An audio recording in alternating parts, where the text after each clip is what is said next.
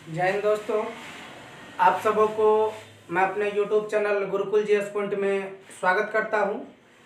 आज आप सबों के बीच पॉलिटी का जो कि एक चैप्टर है प्रधानमंत्री, और प्रधानमंत्री से जो भी कॉम्पिटिटिव एग्ज़ाम में जो भी प्रतियोगिता परीक्षा में प्रश्न पूछे जाते हैं वो सारे इम्पोर्टेंट क्वेश्चन आज हम आप सबों के बीच लेकर के आए हैं। तो प्रधानमंत्री से जितने भी महत्वपूर्ण क्वेश्चन पूछे जाते हैं सभी पर बारी बारी से डिटेल्स पर मैं चर्चा करूंगा।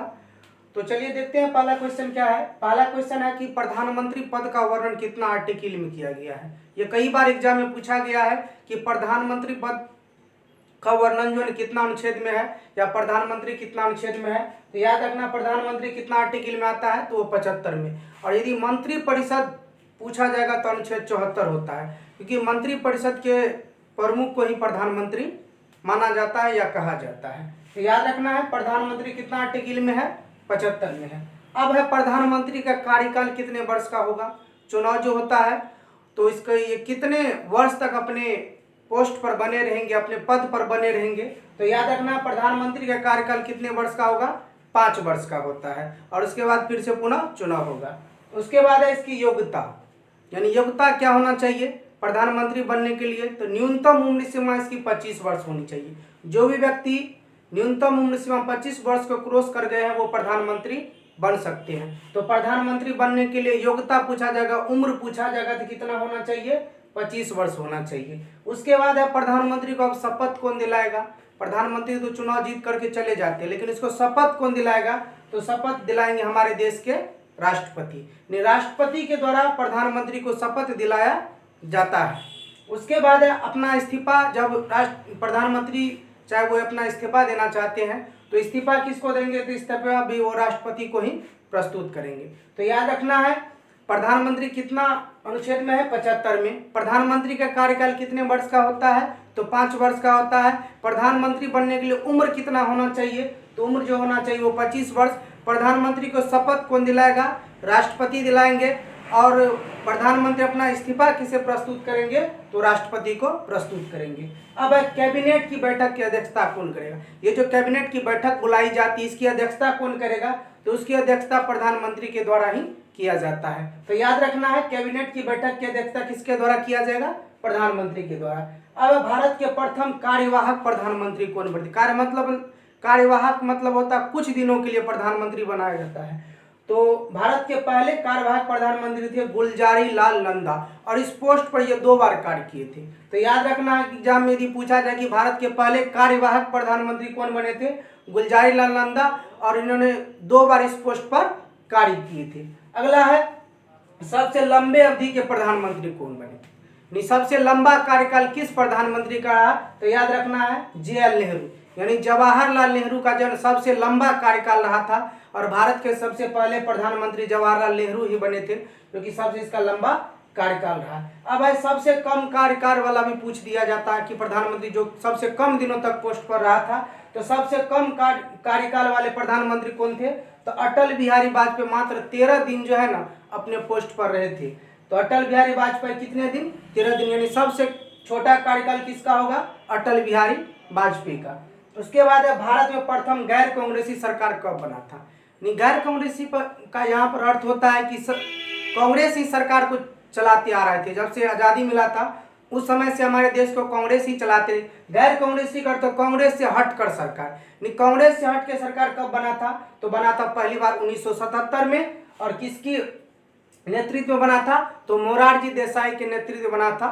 तो याद रखना है भारत में प्रथम बार गैर कांग्रेसी सरकार यदि पूछा जाएगा कब बना, 1977 में। किसके नेतृत्व में, तो मोरारजी देसाई के नेतृत्व में बना था। ये भी क्वेश्चन कई बार एग्जाम में पूछा गया है। उसके बाद है सर्वाधिक उम्र के प्रधानमंत्री कौन थे, यानी सबसे ज्यादा एज में प्रधानमंत्री कौन बने हैं। तो याद रखना मोरारजी देसाई। मोरारजी देसाई जो ना सबसे ज्यादा उम्र में प्रधानमंत्री बने थे। उसके बाद है सबसे कम उम्र के प्रधानमंत्री कौन बने थे, यानी सबसे कम एज में प्रधानमंत्री कौन बना था। प्रधानमंत्री बनने के लिए न्यूनतम उम्र सीमा जो 25 वर्ष है, तो मात्र ये 26 वर्ष में ही जो है ना राजीव गांधी प्रधानमंत्री बन गए थे। तो याद रखना है सबसे सर्वाधिक उम्र वाले यदि प्रधानमंत्री पूछा जाएगा कौन बना था, तो मोरारजी देसाई बने थे। और सबसे कम उम्र में प्रधानमंत्री कौन बने थे, तो राजीव गांधी जो मात्र 26 साल में जो प्रधानमंत्री बन गए थे। अब है लाल बहादुर शास्त्री की मृत्यु कहाँ हुई थी, यानी विदेश में इसकी मृत्यु होता है। ऐसे कर भी क्वेश्चन पूछ दिया जाता है कि लाल बहादुर शास्त्री की मृत्यु कब हुई, कहाँ हुई थी, तो ताशकंद में हुआ था। ताशकंद कहाँ है, उज्बेकिस्तान की राजधानी ताशकंद। विदेश यात्रा पर गए थे और वहीं पर इसका निधन हो गया था। और एग्जाम में पूछा भी जाता है कि ऐसा कौन सा प्रधानमंत्री भारत का हुआ जिसकी मृत्यु विदेश में हुई थी। याद रखना, लाल बहादुर शास्त्री का मृत्यु कहाँ हुआ, उज्बेकिस्तान की राजधानी ताशकंद में। कब हुआ था, तो 1966 में हुआ था। अब भारत की प्रथम महिला प्रधानमंत्री कौन बनी थी। अभी तक में मात्र एक ही महिला प्रधानमंत्री बनी है, वो कौन है, तो इंदिरा गांधी। इंदिरा गांधी पहली बार जो प्रधानमंत्री बना था, जो कि महिला थी। नेक्स्ट पॉइंट है, मंत्रियों के बीच विभागों का बंटवारा किसके द्वारा किया जाएगा। मंत्री के बीच जो है विभाग सबका जो बंटवारा होता है, जैसे थल सेना का प्रमुख कौन होगा, मान लीजिए वित्त मंत्री कौन होंगे, ऊर्जा मंत्री कौन होंगे, या कृषि मंत्री कौन होंगे। तो मंत्रियों के बीच विभागों का बंटवारा किसके द्वारा किया जाएगा, तो विभाग का बंटवारा प्रधानमंत्री ही आपको करेंगे। जितने भी उसको पोस्ट बांटना है, सबका बंटवारा प्रधानमंत्री के द्वारा ही किया जाएगा। अब भारत के पहले उप प्रधानमंत्री कौन बने थे। उप प्रधानमंत्री हमारे संविधान में इसका उल्लेख नहीं है, गैर संवैधानिक पद है, इसको जबरदस्ती बनाया जाता है। यदि उप प्रधानमंत्री पद का उल्लेख हमारे भारतीय संविधान में रहता, तभी वर्तमान में भी उप प्रधानमंत्री रहती। तो एग्जाम में यहाँ से क्वेश्चन उप प्रधानमंत्री की जो है एक क्वेश्चन ये बराबर पूछा जाता है कि भारत के पहले उप प्रधानमंत्री कौन बने थे, तो सरदार वल्लभ भाई पटेल जो ना भारत के पहले उप प्रधानमंत्री बने थे। उस समय प्रधानमंत्री कौन था, इससे भी क्वेश्चन पूछा गया है कई बार कि जिस समय सरदार वल्लभ भाई पटेल उप प्रधानमंत्री के पोस्ट पर थे, उस समय भारत के प्रधानमंत्री कौन थे, तो उस समय प्रधानमंत्री थे जवाहरलाल नेहरू। तो एग्जाम में याद रखना है, भारत के पहले उप प्रधानमंत्री पूछा जाएगा तो कौन होगा, सरदार वल्लभ भाई पटेल। और उप प्रधानमंत्री पद का उल्लेख हमारे भारतीय संविधान में नहीं है, यह एक प्रकार का गैर संवैधानिक पद है। अब है इंदिरा गांधी की हत्या कब हुई थी। इंदिरा गांधी का हत्या कब हुआ था, तो सन 1984 ईस्वी में जो है ना इंदिरा गांधी की हत्या कर दी गई थी। और इंदिरा गांधी की हत्या का जांच कौन किया था, कोई आयोग किया होगा। तो इंदिरा गांधी की हत्या का जांच जो है ठक्कर आयोग ने किया था। इंदिरा गांधी की जो मृत्यु हत्या की गई थी, इसका जांच जो है ठक्कर आयोग के द्वारा किया गया था।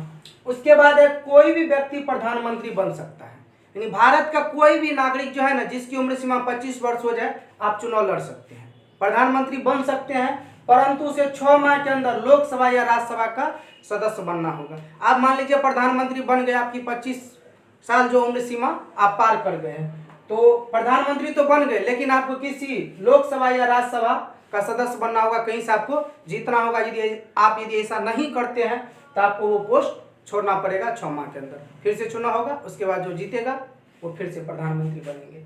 अब है मंत्री परिषद के प्रमुख को प्रधानमंत्री कहा जाता है। कुछ देर पहले भी बताए थे कि मंत्री परिषद के प्रमुख को क्या कहा जाता है, प्रधानमंत्री। और लोकसभा के बहुमत दल के नेता को जो है ना प्रधानमंत्री का आग्रह किया जाता है उसको बनाने के लिए। लोकसभा में जो बहुमत साबित करता है तो उसके नेता को प्रधानमंत्री बनाया जाता है।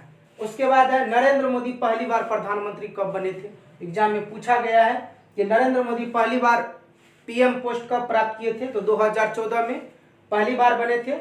और दूसरा कार्यकाल अभी नरेंद्र मोदी का चल रहा, जो कि 2019 से लेकर के 2024 तक रहेगा। पहला कार्यकाल इसका 14 से लेकर के 19 तक था, उसके बाद 14 से लेकर के 19 तक था, उसके बाद 19 से 24 तक इसका कार्यकाल रहेगा। उसके बाद है कार्यकाल के दौरान यानी अपने पोस्ट पर रहते हुए 2 ऐसे प्रधानमंत्री थे जिसका निधन हो गया था। यह भी एग्जाम में पूछा गया है कि ऐसा कौन सा प्रधानमंत्री है जिसका मृत्यु कार्यकाल के दौरान हो गया था। तो याद रखना है JL नेहरू और लाल बहादुर शास्त्री, इन दोनों प्रधानमंत्री का निधन जो है ना कार्यकाल के दौरान ही हो गया था। और इंदिरा गांधी की तो हत्या की गई थी, उस समय भी इंदिरा गांधी ही प्रधानमंत्री थी। याद रखना कार्यकाल के दौरान JL नेहरू और लाल बहादुर शास्त्री की हत्या हुई थी। दोस्तों, आप सबों को यदि वीडियो पसंद आए तो अपने दोस्तों को भी शेयर करें और सभी को आग्रह करें कि ये जो अभी प्रधानमंत्री टॉपिक पढ़ाए हैं, आप सबों को यदि अच्छा लगता है तो आप लोग कमेंट्स बॉक्स में ज़रूर लिखें। तो मिलते हैं अगले वीडियो के साथ नेक्स्ट डे। धन्यवाद।